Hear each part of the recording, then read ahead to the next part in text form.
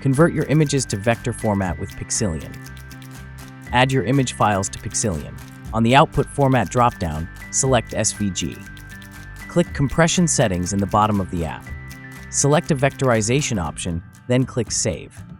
Once you're ready, click Convert to convert your images to vector format. Continue watching this tutorial for more details on how to convert your images to vector format with Pixillion.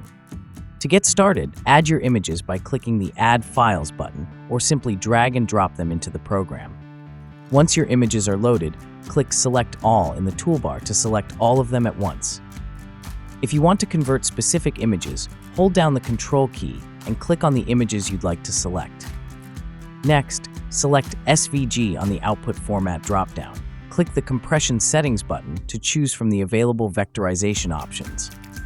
The Embed Image option embeds the image directly into the SVG file, preserving its quality.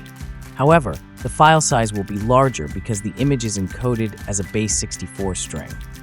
The Outline Vectorization option simplifies the image into black and white outlines, making it ideal for logos or designs that use basic shapes. This results in a smaller file size. Full vectorization keeps more detail by converting the image into smooth vector shapes. It's perfect for detailed illustrations, offering scalability while maintaining quality. You can adjust the details and smoothness of the image using the sliders. For the highest level of detail, the Vector Art option converts photos or complex images into scalable graphics. While it creates the largest files, it's best for high-quality, intricate designs, such as large prints or detailed web graphics. Adjust the quality by using the Quality slider. Once you've selected your preferred vectorization option, click Save. Then click Convert to start processing your images.